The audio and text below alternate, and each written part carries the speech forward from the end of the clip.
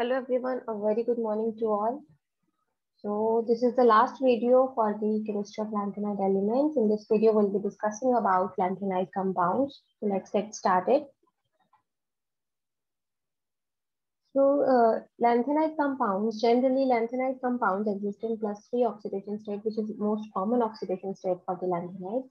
And in addition to +3 oxidation state, there are some compounds which exhibit +2 and +4 oxidation state, because +2 and +4 oxidation state are also visible for some of the lanthanides.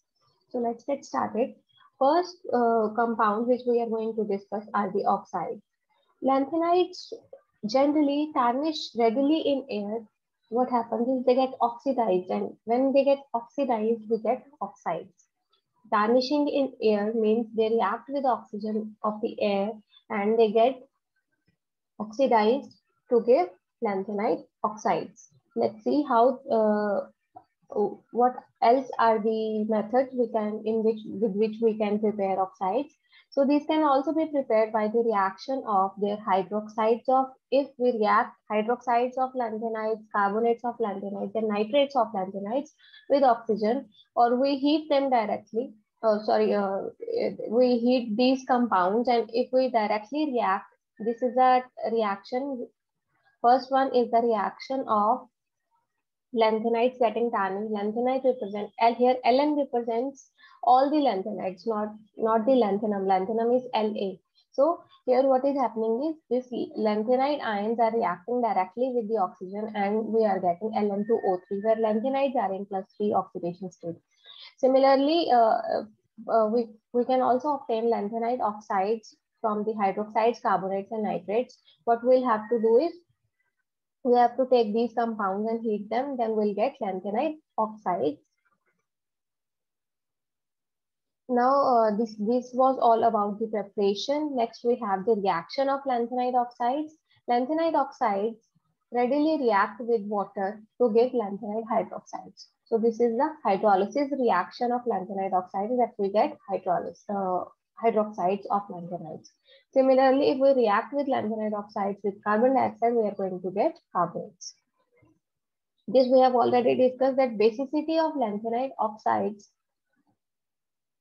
decreases as we move from lanthanum to lutetium.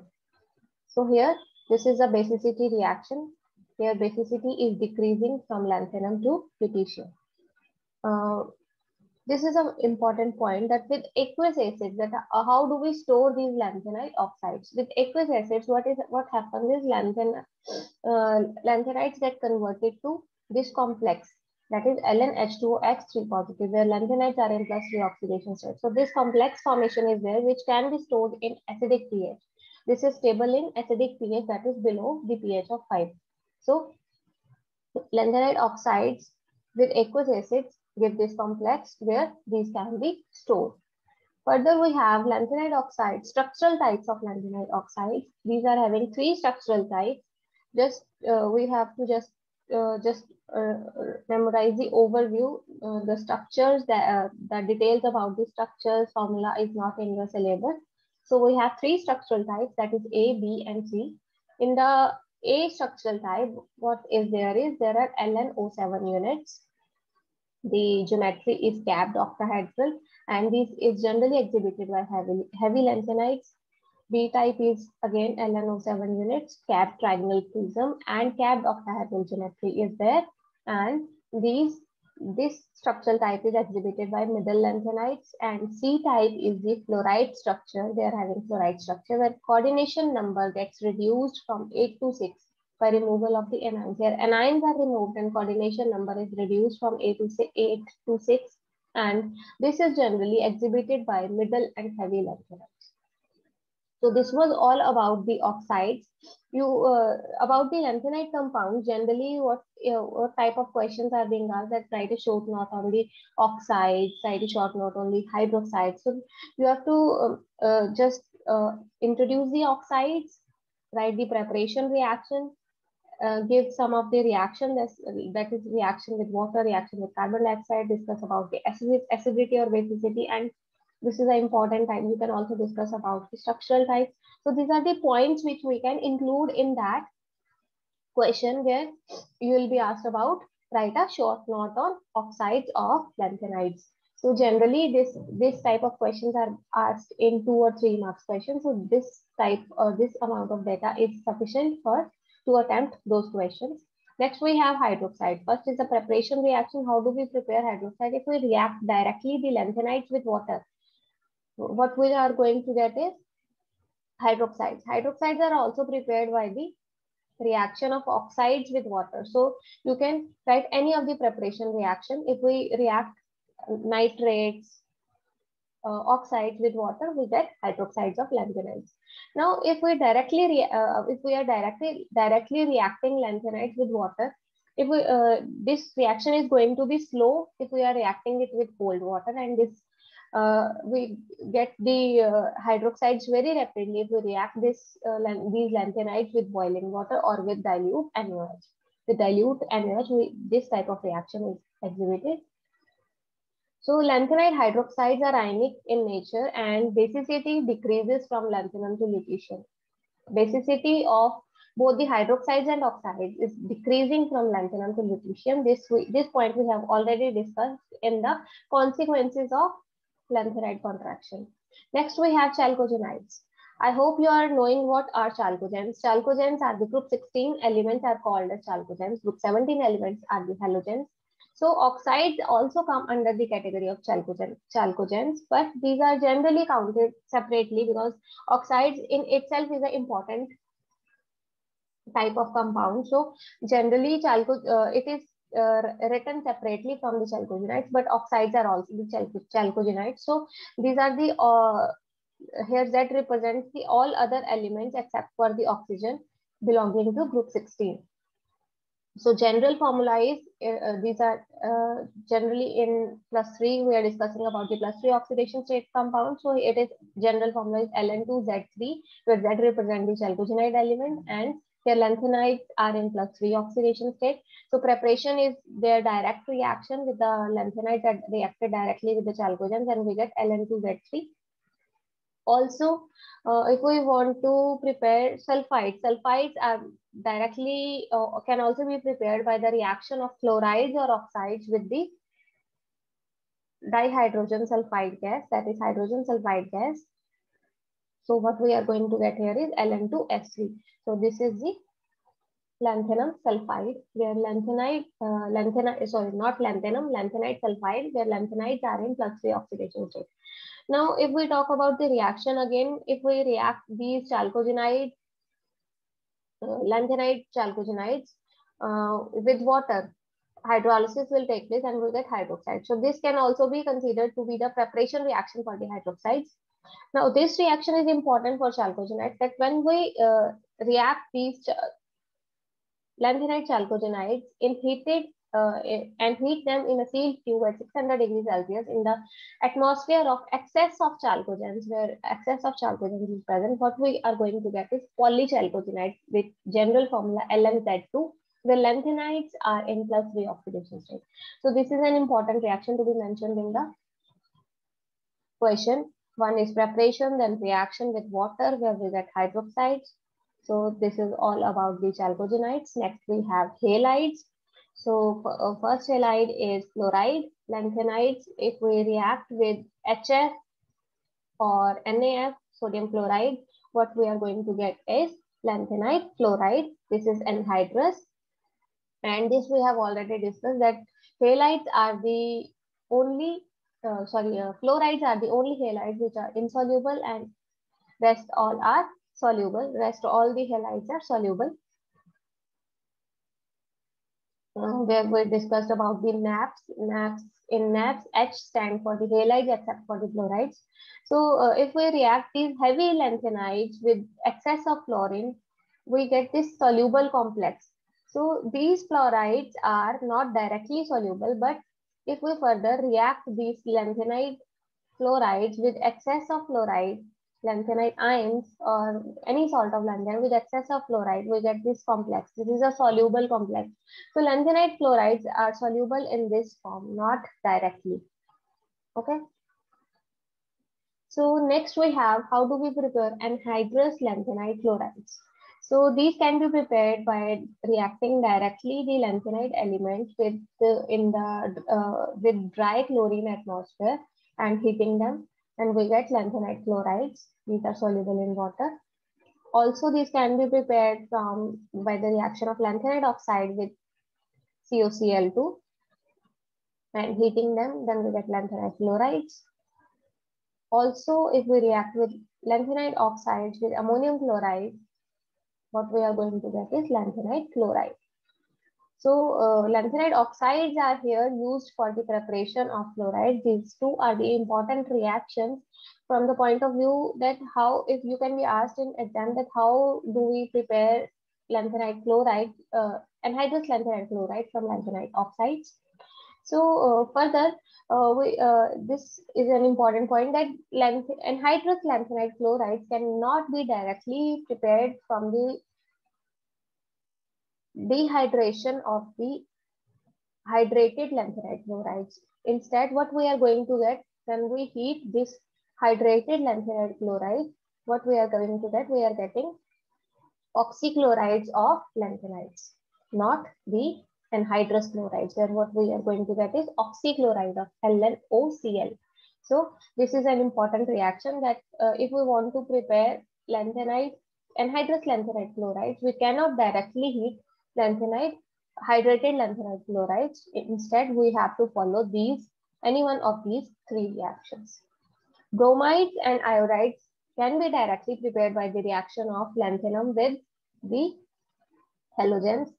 Here we were using dry chlorine atmosphere. Only if we are using directly the chlorine, then what we are going to get is there will be oxygen also will be there. So we are going to get LnOCl. But if we are using dry chlorine atmosphere, that is oxygen is not there and moisture is not there, then only we are going to get this anhydrous lanthanide chloride.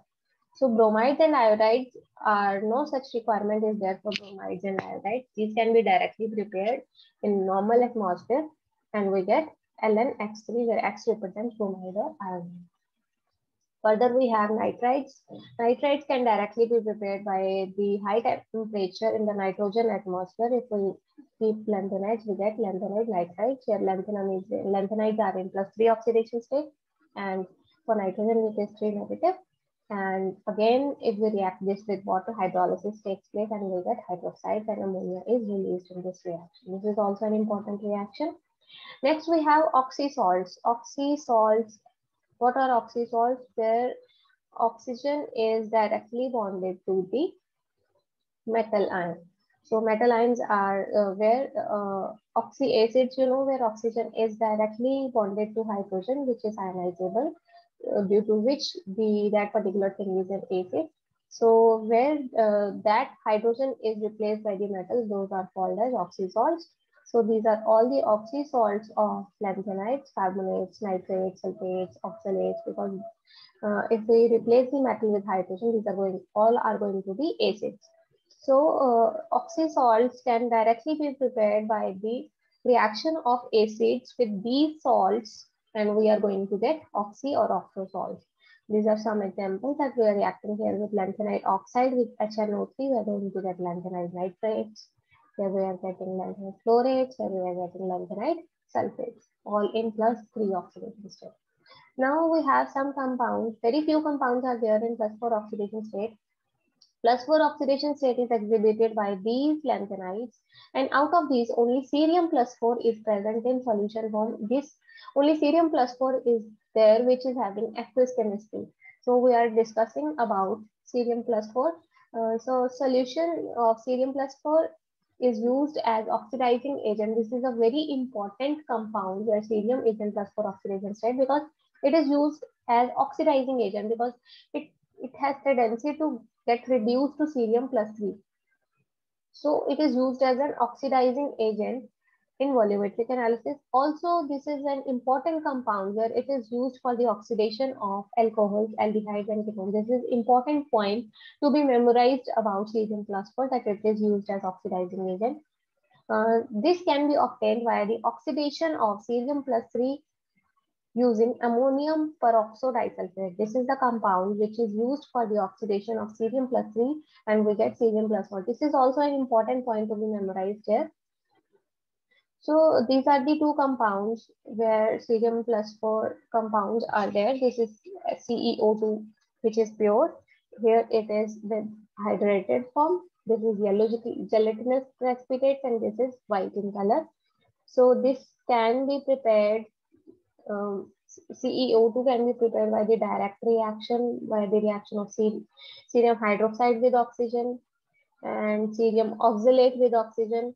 We are going to get CeO2. Now this CeO2 is insoluble in acids or alkalis, but dissolved when reduced to cerium plus 3.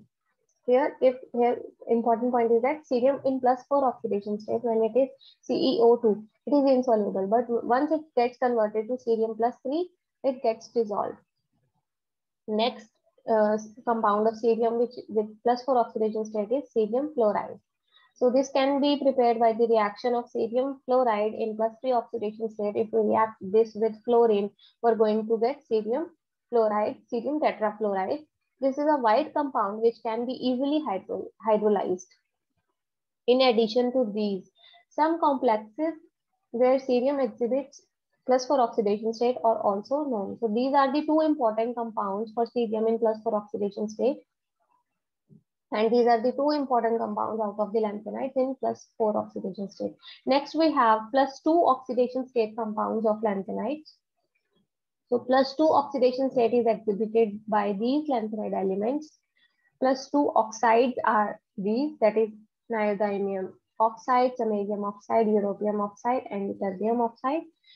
Out of these, europium in plus 2 oxidation state is most stable with well-known chemistry. It is having well-known chemistry. Its chemistry resembles to that of calcium. Europium 2 positive is stable in water, but it is strongly reducing in nature, that it is having tendency to get oxidized. The thing, if we say that something is strongly reducing, then that means it is having strong tendency to get oxidized. If it itself is getting oxidized, if it itself is having strong tendency to get oxidized, only then it can act as a reducing agent. The only difference between europium and calcium 2 positive is that europium 2 positive is strongly paramagnetic with 7 unpaired electrons, while calcium 2 positive is diamagnetic in nature. Now, if we, how do we prepare dipositive compounds of lanthanides? What we are going to do is we are reducing lanthanide compounds in plus 3 oxidation state via reaction with the metal itself.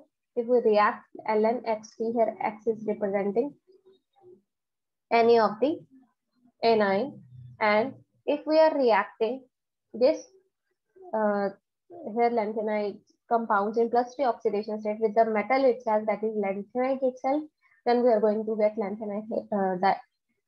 lanthanide compounds in plus 2 oxidation state. And also we can react these with hydrogen, that is we can reduce these by reacting with metal or the hydrogen, then we'll get the plus 2 oxidation state compounds of lanthanides.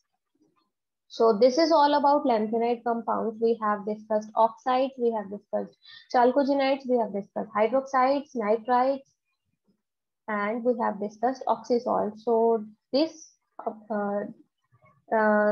these are generally the mugging up part, and this is to be memorized, but some of the things are there which we can relate with one, that we can just like we can prepare, how we can prepare hydroxides we can prepare by any of the salts. If we react with water, hydrolysis is going to get this, we are going to get lanthanide hydroxide. These are the points which are to be taken and kept in mind while studying this type of data. Otherwise it is going to be difficult to retain it. We have to relate all the data, all the reactions with each other. Only then these are going to be memorized. So this is all about the lanthanide. This is all about the compounds of lanthanide. So that is it for this video. So with this, we are complete with we are done with our lanthanides, that is chemistry of lanthanide elements. So next we are going to have chemistry of actinide elements, which are also F block elements. So that is it. Thank you so much.